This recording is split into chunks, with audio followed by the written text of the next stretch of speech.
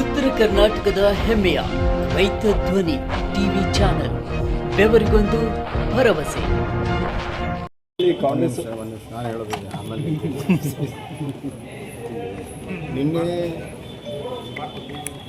ಸುವರ್ಣವಳ್ಳಿ ಪರಮ ಪೂಜ್ಯರ ನೇತೃತ್ವದಲ್ಲಿ ಬೆಡ್ತಿ ವಾರ್ತಾ ಬಗ್ಗೆ ಒಂದು ಸಭೆಯನ್ನು ಮಾಡಿದ್ದಾರೆ ಮತ್ತು ಯೋಜನೆಗೆ ಆಕ್ಷೇಪವನ್ನು ಕೊಡಬೇಕು. ನಾವು ಆ ಭಾಗದ ಜನರು ಮತ್ತು ಗುರುಗಳ ಭಾವನೆಯನ್ನು ಗೌರವಿಸ್ತೀವಿ. ಆದರೆ ಕೆಲವು ತಪ್ಪು ಕಲ್ಪನೆಯಿಂದ ವಿರೋಧ ಮಾಡೋದು ಬೇಡ ಅನ್ನೋಂಥ ಒಂದು ಮನವಿಯನ್ನು ಆಧಾರಪೂರ್ವಕ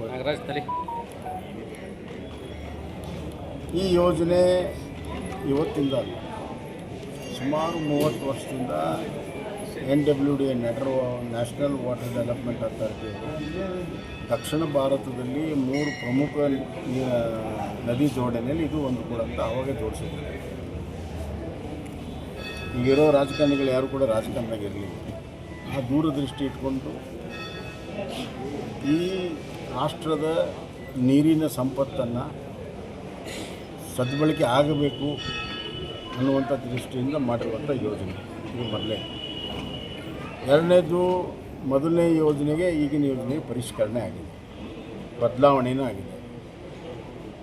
ಯಾವುದೇ ರೀತಿಯ ದೊಡ್ಡ ಡ್ಯಾಮ್ ಕಟ್ಟುವಂಥ ಯೋಜನೆಯನ್ನು ಕೈಬಿಟ್ಟು ಈಗ ಲಿಫ್ಟ್ ಮುಖಾಂತರ, ಅಂದರೆ ಸಣ್ಣ ಬ್ಯಾರೇಜ್ ಮಾಡಿ ಲಿಫ್ಟ್ ಮುಖಾಂತರ ಮಾಡೋದ್ರಿಂದ ಯಾವುದೇ ದೊಡ್ಡ ಪ್ರಮಾಣದ ದೇಶವು ಮುಳುಗಡೆ ಆಗೋದಿಲ್ಲ, ಪರಿಸರಕ್ಕೂ ಹಾನಿ ಆಗ್ತದೆ. ಈಗಿನ ಒಂದು ಅಂದಾಜಿನ ಪ್ರಕಾರ ಕೇವಲ 10% ಈಲ್ಡು, ಬೆಡ್ತಿಯಲ್ಲಿ 10% ಈಲ್ಡನ್ನು ಮಾತ್ರ ನಾವು ತಗೋಬೇಕನ್ನುವಂಥ ಚಿಂತನೆ, ಅದು ಮಳೆಗಾಲದಲ್ಲಿ, ಬೇಸಿಗೆ ಕಾಲದಲ್ಲಿ. ಹೀಗಾಗಿ ನದಿ ಪಾತ್ರದ ನೀರು ಮತ್ತು ನೀರಿನ ಒಂದು ಏನು ಒಟ್ಟು ಹರಿವಿದೆ ಅದಕ್ಕೆ ಯಾವುದೇ ರೀತಿ ತೊಂದರೆ ಆಗಿದೆ. ಹೀಗೆ ಹಲವಾರು ವಿಚಾರಗಳಿದ್ದಾವೆ. ಅದೇನೇ ಇರಲಿ, DPR ಆಗಬೇಕು. DPR ಆದಮೇಲೆ ಎನ್ವೈರ್ಮೆಂಟಲ್ ಇಂಪ್ಯಾಕ್ಟ್ ಸ್ಟಡಿ ಮಾಡ್ತಾರೆ, ಪರಿಸರದ ಸ್ಟಡಿ ಮಾಡ್ತಾರೆ. ಆವಾಗ ಫಾರೆಸ್ಟ್ದು ಕೂಡ ಸ್ಟಡಿ ಆಗುತ್ತೆ, ಆವಾಗ ಹಿಯರಿಂಗ್ ಆಗುತ್ತೆ, ಆವಾಗ ಸಾಧಕ ಬಾಧಕಗಳನ್ನು ಅವರೆಲ್ಲ ನೋಡ್ತಾರೆ. ಅದಕ್ಕೆ ಎಲ್ಲ ಪ್ರಕ್ರಿಯೆಗಳಿದ್ದಾವೆ. ಈ ಪ್ರಕ್ರಿಯೆಗಳಾದಾಗಲೇ ಸತ್ಯ ಕರೆಕ್ಟಾಗಿ ಬರ್ತದೆ. ನಾನು ಕಳಕಳಿ ವಿನಂತಿಯನ್ನು ಪರಮ ಪೂಜ್ಯರಿಗೆ ಮತ್ತು ಅಲ್ಲಿಯ ಜನರಿಗೆ ಕೈ ಮುಗಿದು ಕೇಳ್ಕೊಡುವಂಥದ್ದು ಇಷ್ಟೇ. ದಯವಿಟ್ಟು ಸಹಕಾರ ಮಾಡಿ. ಆ ಒಂದು ಯೋಜನೆಯ ಪೂರ್ಣವಾಗಿರುವಂಥ ವಿವರಗಳು ಬಂದಾಗ, ಆ ಸಂದರ್ಭ ಬಂದಾಗ ಅಧಿಕಾರಿಗಳು ಮತ್ತು ಪರಿಣಿತರು ಅದರ ಬಗ್ಗೆ ತೀರ್ಮಾನವನ್ನು ಮಾಡ್ತಾರೆ. ನೀರಿನ ಸಂಪತ್ತು ಸದ್ಬಳಕೆ ಆಗಬೇಕು. ಮತ್ತು ಇನ್ನೊಂದು ಕಡೆ ಈ ಭಾಗದಲ್ಲಿ ನೀರೇ ಇಲ್ಲದಿರುವಂಥ ನಮ್ಮ ಪರಿಸ್ಥಿತಿ ಇದೆ. ಇಲ್ಲಿ ನಮಗೆ ಕುಡಿಯೋಕ್ಕೆ ನೀರು ಕೂಡ ಭಾಳಷ್ಟು ಸಂದರ್ಭಗಳಲ್ಲಿ ನಮ್ಗೆ ಸಮಸ್ಯೆ ಆಗ್ತಾಯಿದೆ. ತಾವು ಮಳೆಗಾಲದಲ್ಲಿ ಏನು ನೀರನ್ನು ನಾವು ತೊಗೊಳ್ತೇವೆ ಅದನ್ನು ಹಿಡಿದಿಟ್ಟು ಬೇಸಿಗೆ ಕಾಲದಲ್ಲಿ ಉಪಯೋಗ ಮಾಡಿಕೊಳ್ಳುವಂಥ ಒಂದು ಚಿಂತನೆಯನ್ನು ಮಾಡಿದ್ದೇವೆ. ನೀರು, ಕುಡಿಯೋ ನೀರಿಗೆ, ನೀರಾವರಿಗೆ ಬರ ಪ್ರದೇಶವಾಗಿರೋಂಥದ್ದಕ್ಕೆ ಆ ಭಾಗದಲ್ಲಿ ನಮಗೆ ಈ ನೀರು ಬಂದರೆ ಅನುಕೂಲ ಆಗುತ್ತೆ ಅನ್ನುವಂಥ ದೃಷ್ಟಿಯಿಂದ ಇದು ಮಾಡಿರುವಂಥದ್ದು. ಮತ್ತು ಒಬ್ರಿಗೊಬ್ಬರು ಸಹಕಾರ ಮಾಡ್ಕೊಂಡು ಹೋಗಬೇಕು ಅನ್ನುವಂಥ ವಿನಂತಿಯನ್ನು ನಾನು ಮಾಡ್ತೇನೆ. ಈ ಯೋಜನೆ ಆಗೋದ್ರಿಂದ ಯಾರಿಗೂ ತೊಂದರೆ ಆಗೋದಿಲ್ಲ. ಈ ಬರ ಪೀಡಿತ ಹಾವೇರಿ ಮತ್ತು ಇತರ ಜಿಲ್ಲೆಗಳಿಗೆ ಅನುಕೂಲ ಆಗ್ತದೆ ಅಂತ ನಾನು ಇಷ್ಟು ಮಾತಾಡ್ತೀನಿ. ಸರ್, ಈಗ ದೆಹಲಿಯಲ್ಲಿ ವೋಟ್ ಚೋರು ಅಭಿಯಾನದ ವಿರುದ್ಧ ಕಾಂಗ್ರೆಸ್ ಅವರು ಪ್ರತಿಭಟನೆ ಮುಂದಾಗಿದ್ದಾರೆ ಸರ್. ಈ ವೋಟ್ ಚೋರಿ ಇಡೀ ದೇಶದಲ್ಲಿ ಸುಳ್ಳನ್ನು 1000 ಬಾರಿ ಹೇಳಿ ಸತ್ಯ ಮಾಡೋಕ್ಕೆ ಹೊರಟಿರುವಂಥ ರಾಹುಲ್ ಗಾಂಧಿಗೆ ಇಡೀ ಕಾಂಗ್ರೆಸ್ ಪಕ್ಷದ ಭಾಳಷ್ಟು ಜನರಿಗೆ ಅದರ ಮೇಲೆ ನಂಬಿಕೆ ಇಲ್ಲ, ಅಭಿಯಾನದ ಮೇಲೆ ನಂಬಿಕೆ ಇಲ್ಲ. ಆದರೂ ಕೂಡ ಅವರ ಒಂದು ಪ್ರತಿಷ್ಠೆಗೋಸ್ಕರ ಈ ಎಲ್ಲ ಕೆಲಸ ಕಾರ್ಯಗಳನ್ನು ಹೋಗೋದೆಲ್ಲ ಮಾಡ್ತಾಯಿದ್ದಾರೆ. ಅದರಿಂದ ಏನೂ ಆಗೋದಿಲ್ಲ. ಬಿಹಾರದ ಸಂದರ್ಭದಲ್ಲಿ ಇದೇ ವೋಟ್ ಚೋರಿನೇ ಮುಖ್ಯ ಅಂಶ ಇಟ್ಕೊಂಡು ಚುನಾವಣೆ ಮಾಡಿದಾಗ ಜನ ಅಲ್ಲಿ ದೊಡ್ಡ ಪ್ರಮಾಣದಲ್ಲಿ ನಮಗೆ ಜಯ ಕೊಟ್ಟಿದ್ದಾರೆ. ಕಾಂಗ್ರೆಸ್ಸಿಗೆ ಅತ್ಯಂತ ಕಡಿಮೆ ಸ್ಥಾನವನ್ನು ಕೊಟ್ಟಿದ್ದಾರೆ. ಆದ್ದರಿಂದ ಇನ್ನಾದ್ರೂ ಅವರು ಅದರಿಂದ ಪಾಠ ಕಲ್ತಿಲ್ಲ ಅಂತಂದರೆ ಏನು ಮಾಡೋಕ್ಕೆ. ಸರ್, ಚಾರ್ಜ್ ಶೀಟ್ ಸಲ್ಲಿಸಿರುವಂಥ ಸುಭಾಷ್ ಗುತ್ತಿಗೆದಾರರ ವಿರುದ್ಧ ಅಂದರೆ ಆರೋಪ ಸಾಬೀತಾಯಿತು ಅನ್ನೋ ಚಾರ್ಜ್ ಶೀಟ್ ಸಲ್ಲಿದ ತಕ್ಷಣ ಏನಾಗೋದು, ಅದು ಪ್ರಾಸಿಕ್ಯೂಷನ್ನಲ್ಲಿ ಥ್ರೂ ಆಗಬೇಕು, ಕೋರ್ಟಲ್ಲಿ ಥ್ರೂ ಆಗಬೇಕು. ಯಾವ ಸಂದರ್ಭದಲ್ಲಿ SIT ಆಯಿತು, ಯಾರು ಒತ್ತಡದಿಂದ SIT ಆಯಿತು, SIT ಯಾವ ರೀತಿ ಎಂಕ್ವೈರಿ ಮಾಡಿದೆ, ಇದು ಇಲೆಕ್ಷನ್ ಕಮಿಷನ್ ಆಗಲೇ ಕ್ಲಾರಿಫಿಕೇಷನ್ ಕೊಟ್ಟಿದೆ. 6,000 ವೋಟುಗಳನ್ನು ಕಡಿತಗೊಳಿಸೋದಕ್ಕೆ ಅರ್ಜಿ ಬಂದರೂ ಕೂಡ ಕೇವಲ 18 ವೋಟರಷ್ಟೇ ಕಡಿಸಿಗೊಳಿಸಿ, ಮಿಕ್ಕಿದ್ದು ಯಾವುದು ಮಾಡಿಲ್ಲ ಅನ್ನುವಂಥದ್ದೆಲ್ಲ ಹಲವಾರು ವಿಚಾರಗಳಿರ್ತದೆ.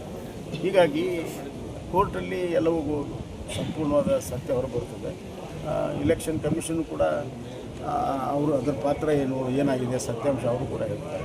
ಕೋರ್ಟಲ್ಲಿ ಸತ್ಯಾಂಶ ಸವಣೂರು ಪ್ರಕರಣವನ್ನು ಈಗ ನಾಳೆ ಬಂದ್ ಕರೆ ನೀಡಿರುವಂಥದ್ದು ಸರ್. ನೋಡಿ, ಸವಣೂರು ಪ್ರಕರಣ ಕಾನೂನನ್ನು ಕೈಗೆ ತೆಗೆದುಕೊಳ್ಳುವಂಥದ್ದು ನೈತಿಕ ಪೊಲೀಸ್ಗಿರಿ ಯಾವಾಗಲೂ ಕೂಡ ಖಂಡನೆ ಮಾಡ್ಕೊಂಡು ಬಂದಿದೆ. ತಪ್ಪು ಮಾಡಿದರೆ ಶಿಕ್ಷೆ ಕೊಡಲೇಬೇಕು. ತಪ್ಪು ಮಾಡೋದ್ರ ಬಗ್ಗೆ ವಕಾಲತ್ತು ವಹಿಸೋಕ್ಕೆ ನಾವು ತಯಾರಿ.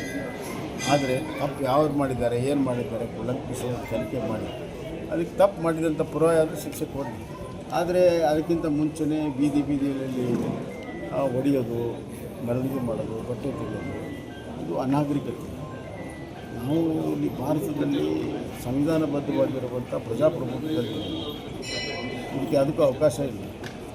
ಆದ್ದರಿಂದ ಅಮಾನ್ಯವಾಗಿ ಮಾಡುವಂಥ ಯಾವುದೇ ಕೃತ್ಯ ಅದನ್ನು ನಾವು ಎಂದೂ ಕೂಡ ಬೆಂಬಲ ಮಾಡಕ್ಕೆ ಸಾಧ್ಯ ಇಲ್ಲ. ಅದಕ್ಕೆ ಜನ ಆಕ್ರೋಶಗೊಂಡಿದೆ. ಇಂಥದಕ್ಕೆ ಪೊಲೀಸರು ಅವಕಾಶವನ್ನು ಕೊಡಬಾರ್ದು. ಪೊಲೀಸರ ನಿಷ್ಕ್ರಿಯೆಯಿಂದಲೇ ಇಷ್ಟೆಲ್ಲ ಬಂದಾಗ ಅವ್ರ ಸಮ್ಮುಖದಲ್ಲೇ ಹೊಡೆದಿದ್ದಾರೆ ಸರ್. ಪೊಲೀಸರು ಸಂಪೂರ್ಣವಾಗಿ ನಿಷ್ಕ್ರಿಯಾಗಿದ್ದಾರೆ. ಪೊಲೀಸರು ಈಗ ಸಾಕಷ್ಟು ರೇಪ್ಗಳಾಗ್ತವೆ, ಸಾಕಷ್ಟು ಕಿಡ್ನ್ಯಾಪ್ಗಳಾಗ್ತವೆ. ಹಾವೇರಿಯಲ್ಲಿ ಎಷ್ಟಾಗಿಲ್ಲ ಕಿಡ್ನ್ಯಾಪ್ಗಳಾಗಿದ್ದಾರೆ. ಕಡಿಮೆ ವಯಸ್ಸಿನ ಬಾಲಿಕೆಯರ ಮೇಲೆ ಅತ್ಯಾಚಾರ ಆಗಿದೆ. ಆ ಪುಂಡಿ ಪೋಕರಿಗೆ ಹಿಡಿದಕ್ಕೆ ತಯಾರಿಲ್ಲ. ಅಂದರೆ ಕಾನೂನಿನ ಉಲ್ಲಂಘನೆ ಮಾಡೋರು ಕೆಲಸ ಕೊಟ್ಟಿದ್ದರಿಂದ ಇವತ್ತು ಈ ಎಲ್ಲ ಘಟನೆಗಳಾಗಿದೆ. ಇಂಥ ಕೇಸಲ್ಲಿ ಅವ್ರು ಕೂಡಲೇ ಕ್ರಮವನ್ನು ತೆಗೆದುಕೊಂಡಿದ್ದರೆ ಆ ವ್ಯಕ್ತಿ ಯಾರು ತಪ್ಪು ಮಾಡಿದ್ದಾರೆ ಅವ್ರ ವಶಕ್ಕೆ ತೆಗೆದುಕೊಂಡು ಮಾಡಿದ್ದು ಅವಾಯ್ಡ್ ಆಗ್ತಿತ್ತು. ಅವ್ರು ಸಂಪೂರ್ಣವಾಗಿ ನಿಷ್ಕ್ರಿಯಾಗಿದೆ ಮತ್ತು ಒಂದು ವರ್ಗದ ಓಲೈಸುವಂಥ ಏನು ಕೆಲಸ ನಡೀತಾ ಇದೆ ಅದರ ಪರಿಣಾಮವಾಗಿ ಇವೆಲ್ಲ ನಡೀತದೆ. 22 ಜನರ ವಿರುದ್ಧ ಪ್ರಕರಣ ದಾಖಲಾಗಿದೆ. ಈವರೆಗೂ ಕೂಡ ಆರೋಪಿಗಳ ಬಂಧನ ಆಗಿಲ್ಲ ಸರ್. ಅದೇ ಇದು ಭಾಳ ಸ್ಪಷ್ಟವಾಗ್ತದೆ. ಓಲೈಕೆಯ ರಾಜಕಾರಣದ ಪ್ರತಿಬಿಂಬ. ಶಾಸಕರು ಹೇಳ್ತಾ ಇದ್ದಾರೆ ಅಭಿವೃದ್ಧಿ ಪರ, ಕೆಲವರು ನೀರು ಹಾಕೋರಿದ್ದಾರೆ, ಕೆಲವರು ಬೆಂಕಿ ಪೆಟ್ರೋಲ್ ಹಾಕುವವರು ಕೂಡ ಇದ್ದಾರೆ ಅನ್ನೋ ಮಾತನ್ನು ಅಲ್ಲ, ಅವ್ರು ಹೇಳ್ಬೇಕಲ್ಲ ಯಾರು ಪೆಟ್ರೋಲ್ ಹಾಕಿದ್ದಾರೆ, ಯಾರು ಬೆಂಕಿ ಹಾಕಿದ್ದಾರೆ. ನಡೆದ ಘಟನೆ ಅಂತ ಸತ್ಯ, ಎಲ್ಲ ವಿಡಿಯೋದಲ್ಲಿ ಬಂದಿದೆ. ಸೊ ಅವ್ರಿಗೆ ಯಾರು ನೀರು ಹಾಕ್ತಾರೆ, ಯಾರು ಪೆಟ್ರೋಲ್ ಹಾಕ್ತಾರೆ ಸ್ಪಷ್ಟೀಕರಣ ಕೊಡಿ. ಬಿಜೆಪಿಯವರು ಶಿಗ್ಗಾಂವದಲ್ಲಿ ಸಂತ್ರಸ್ತೆಯ ಪರ ಮಾತಾಡ್ತಾರೆ, ಸವಣೂರಲ್ಲಿ ಆರೋಪಿ ಪರ ಮಾತಾಡ್ತಾರೆ. ನಾವು ಆರೋಪಿ ಪರವಾಗಿ ಮಾತಾಡಲ್ಲ. ನಾವು ಸ್ಪಷ್ಟವಾಗಿ ತಪ್ಪಾದರೆ ಶಿಕ್ಷೆ ಆಗಲೇಬೇಕು. ಅಂದರೆ ಆರೋಪ ಮಾಡಿದ್ರನ್ನೆಲ್ಲ ಚಪ್ಪಲೆಯಲ್ಲಿ ರಸ್ತೆ ಮೇಲೆ ನೋಡ್ಕೊಂಡು ಹೋಗ್ತಾರೆ. ಈಗ ಹಾವೇರಿಯಲ್ಲಿ ಹನಗಲ್ ತಾಲೂಕಿನ ಬಾಲಿಕೆಯ ಅತ್ಯಾಚಾರ, ಅವ್ರನ್ನೆಲ್ಲ ಚಪ್ಪಲೆಯಲ್ಲಿ ಹೊಡೆದು ಸ್ಟೇಷನ್ ತೊಗೊಂಡು ಹೋಗ್ತಾ ಮೆರವಣಿಗೆ. ಸರಿ.